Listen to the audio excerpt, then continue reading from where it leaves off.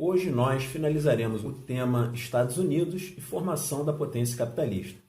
Vimos as principais etapas de construção do território estadunidense a partir do século XVI até a crise de 1929, período esse em que o liberalismo vai passar por uma grande crise econômica. Posterior a esse período, teremos a retomada do crescimento dos Estados Unidos a partir do modelo keynesianista, no qual os Estados Unidos, juntamente com os demais países capitalistas, principalmente as potências capitalistas, vão se reestruturar economicamente a partir de um modelo de intervenção estatal. Porém, a Segunda Guerra Mundial vai ter como um principal entrave a entrada das grandes potências econômicas no conflito, quando boa parte dos seus gastos em relação ao produto interno bruto do país vai ser direcionado ao conflito bélico ocorrido na Europa.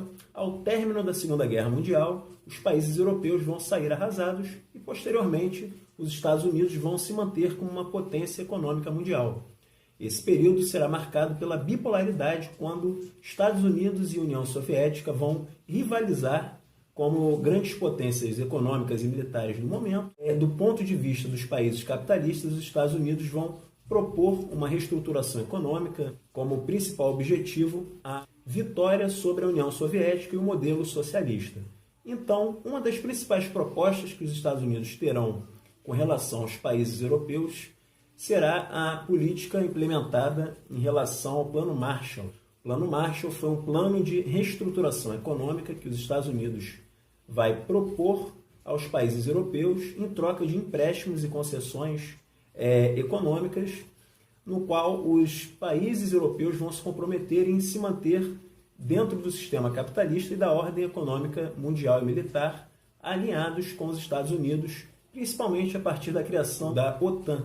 Em contrapartida, a União Soviética e os países socialistas vão rivalizar dentro desse período durante toda as décadas seguintes, até 1989, quando o sistema socialista entra num grande colapso econômico, onde a União Soviética efetivamente vai entrar numa crise econômica com o direcionamento dos gastos militares em relação à sua economia e, ao mesmo tempo, a pouca diversificação industrial daquele país. Vale destacar que a década de 1990, ou seja, o período pós-Guerra Fria, os Estados Unidos vão ingressar numa nova ordem mundial.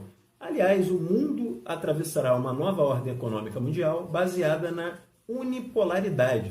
A unipolaridade marcará a nova ordem econômica mundial a partir de 1991, quando a então União Soviética se desintegra, ou seja, a Rússia e os demais países que compunham o antigo bloco soviético vão se desintegrar e, a partir de então, vão ingressar no sistema capitalista.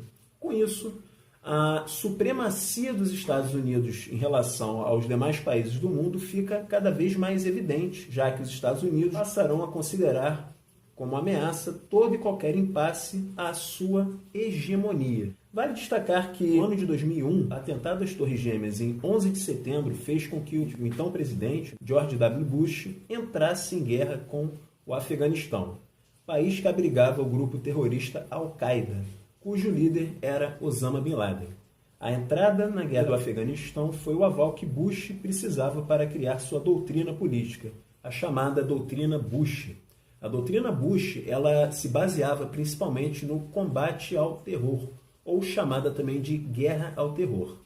Então, os Estados Unidos se comprometeriam a combater todo e qualquer grupo que impusesse qualquer ameaça terrorista ao planeta, ampliando expressivamente seus gastos militares. Posterior a esse período, já no ano de 2008, os Estados Unidos e o mundo vão passar por uma grande crise iniciada internamente nos Estados Unidos com excesso de gastos, com guerras e problemas na administração pública, que vai afetar o mundo inteiro a partir de 2008. Por hoje ficamos por aqui, espero que tenham gostado do vídeo. Um grande abraço a todos e até lá!